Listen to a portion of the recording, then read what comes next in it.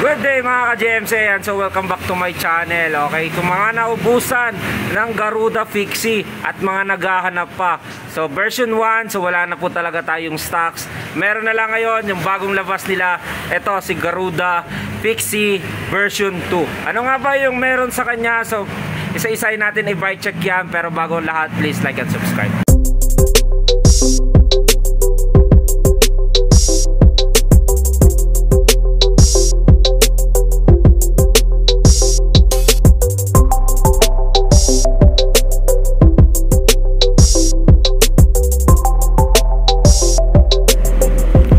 Good day mga kabudget. So meron naman tayong bagong iba-bike check. Ayan, so bagong brand, bagong model ni Garuda Fixie. Ayan, ito po si Garuda Fixie version 2. Ayan, so mga kabudget, ano nga ba yung binago sa kanya versus doon sa version 1 ni Garuda Fixie? Ayan, so isa-isahin natin. Ayan po, kung mapapansin nyo, ayan si Garuda Fixed Gear natin mga kabudget. Ayan, so yung pinakakulay lang nito, ito po yung isa sa nagbago dito mga kabudget. Ayan, kung mapapansin nyo yung kanyang frame, ito ay two-tone color na. Ayan, so maraming kulay na lumabas niyan. So mamaya ilalagay ko na lang din po dito kung yung mga variant color nito mga kabudget. Ito, si Garuda Fixie natin ay chromoly steel. Ibig sabihin, ito po ay bakal pa mga kabudget. Ayan, size 52 54 mga kabudget. Ayan, so yung fixed gear natin standard size 52 yung kanyang set tube, then 54 yung kanyang top tube. Ayan, kung mapapansin nyo yung kanyang frame, ayan, two-tone color, no? So may blue dito, tapos may pagka light green dito, no? Ayan mga kabudget, dito sa ganyang gilid, ayan, so nakalagay pa rin yung brand nya na Garuda sa kanyang top tube. Ayan, yun, naka-tubular yan mga kabudget. Then dito sa kanyang down tube, ayan, so tubular din yan. So meron na rin po yan lagayan ng battle cage mga kabudget dito. So Garuda ang brand. Ayan, so dito naman tayo sa kanyang seat clamp. Ito seat clamp nito ay quick release alloy na po. Seat post ito ay bakal pa 25.4 mga kabudget. Ayan, yung, ito po ay steel, no mga kabudget. Yung pedal nito stock pedal, plastic ball bearing. Saddle naman ito, ayan, so stock naman. Ayan po, medyo malambot naman siya, makapal mga kabudget. Ayan, so dito naman tayo sa kanyang head tube. Dito nakalagay yung kanyang brand na Garuda, then yung kanyang logo. Ayan, so Condor ata yan mga kabudget. Okay, yung head tube dito ay standard size, no? Size 34 po ata ito yung kanyang size ng kanyang headset mga kabudget. Yung frame nya ay bakal. Fork nito naka-rigid dyan. Dito ay bakal din po mga kabudget. Kanyang gulong ay 700 by 23C. Ayan, walang brand. So naka-shredder.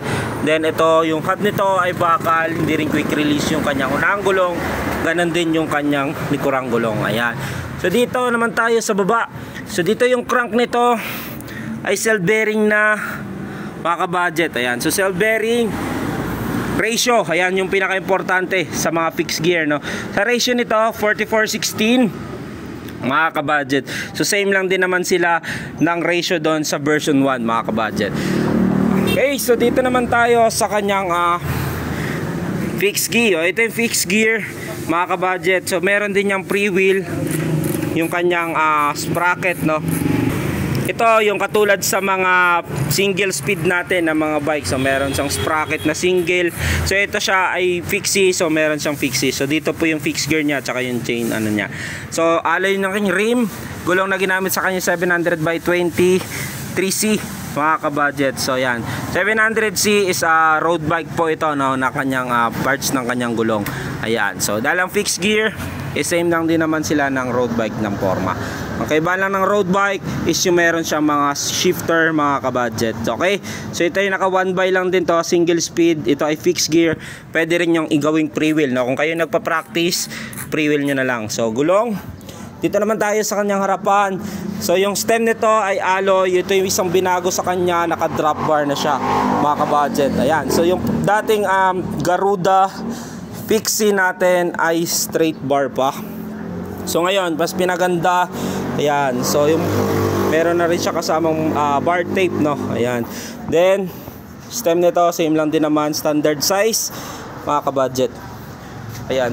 So napakaganda ng bagong labas ni Garuda Fixie. Sa mga naubusan, so pwede nyo na po itong orderin, pwede nyo na puntahan yan dito mga kabadya. Available na po yan sa TikTok, sa Shopee natin. Ito, si Garuda Fixie ay steel frame, chromoly. Then ito ay naka-drop bar na. Then ang alloy lang dito ay yung rim, stem, mga kabadya. Ratio 44:16. Yung race dito 16 teeth, to 44 teeth. Ayan, self bearing na rin yung kanyang bottom bracket. Presyo nito, yung version 1 ay 3,999 pesos. Ayan, so ngayon ito, yung version 2 natin ay 4,100 pesos. So 100 difference, naka drop bar ka na, hindi mo na kailangan mag-upgrade pa ng drop bar. So yan na po yung available na fixed gear ngayon, 2024 model. Ayan, so okay, sa mga gusto, pwede nyo na po yung i-check out. Available na po yan dito sa atin. No? Sa shop, sa Budget Bikes Cavite, pwede nyo rin po orderin sa TikTok, GMC Bikes Cavite. Shopee, available din po yan, mga kabudget. Ayan. Marami po kong kulay niyan. Standard shipping natin, 3 to 5 days. Kahit saan man sulok ng Pilipinas, makakarating yung bikes na order nyo. Okay? So ito, pag nag-order po kayo, paano kayo pumili ng kulay, mag-message po kayo doon sa mismong na-check out nyo na product. Okay, so meron yung chat box para mas ma-entertain kayo, not maigay, kasi ang seller natin ay nag-chat po doon. Papapiliin po kayo yung available na kulay, then doon po namin isa-send sa inyo yung unit. May send video, first video, second video, hanggang siya mapa-deliver na namin kay JNT. Okay? So standard shipping, kahit saan man sulok ng Pilipinas, makakarating yung Garuda Fixie nyo, mga kabudget. Ayan, so once again, sa mga gusto mag-order, ito si Garuda Fixie version 2. Naka-drop bar na, mga kabudget. Two-tone color, mas pinaganda, mas pinaanga siya, mas pinalabas yung bagong design niya yun. Halos karamihan kasi ngayon mga 2-tone, 3-tone color na, mga kabudget. So yan, so wala na po tayo yung version 1. Sa mga naghahanap, pasensya na, wala na po talaga nun. So bago na po ang lahat, sa version 2 na po ang orderin nyo, mga kabudget. Okay? Okay, mga kabudget, so natapos na tayong i-bike check itong bagong labas ni Garuda Fixie. Ito na po ay yung version 2. Presyo nito ay 4,100 sa Shopee, sa TikTok, no? So available po yan lahat dito sa atin. So meron niyang variant na color. So message na lang po kayo once na mag-order kayo. 4,100 with 5 freebies, glove tube, machine guard, arm sleeve, tail light. Okay, so kung kayo naman ay malapit dito sa shop, pwede nyo yung ma-avail ng 3,800 cash pick up, no previous. Ayan, so comment down below kung nagustuhan nyo yung bagong labas ni Garuda Fixed Gear, mga kabudget. Version 2 na po ito, mga kabudget. So kung kayo ay malapit dito at wala pa nyan, order na kayo, mga kabudget. TikTok, sa Shopee, ma-avail nyo to, mga kabudget. So thank you and God bless. Boss, Garuda version 2 na fixed gear. Ayan, so ito po ay na-upgrade sa kanya, naka drop bar na yan. Okay, then ito ay two-tone color. So yan po, 4,100 with 5 freebies, glove tube, machine guard, arm sleeve, tail light. Okay, so ngayon papakita ko sa inyo good condition. Okay, walang gas-gas or any dent sa kanyang frame. Ngayon papakita ko sa inyo gumagana as fixed gear. Okay, kung mapapansin nyo sa kanyang crank, ayan, sumasabay yung kanyang gulong sa likuran. Ito yung fixed gear niya, pero din yung free wheel dito. Align na rin kagulong sa likuran. Ganun din dito sa harapan, walang halugang headset. Ganun din yung kanyang crank. Okay, bali mga i-remove ko, seat post, pedal, drop bar, unahang gulong para mabalot namin. Okay, so yan po, mamaya po mag-update ako pag yan ay nakabalot. Boss, ito yung Garuda Fixed Gear version 2. Ayan, so ito napapansin nyo, ayan, nakabalot na na maigi para maiwasan yung gas-gas. Habanashi papunta sa inyo, remove lang kanyang unahang gulong, drop bar, seat post, pedal. Okay, sama ko na rin po yung 5 freebies, glove tube, machine guard, arm sleeve, tail light.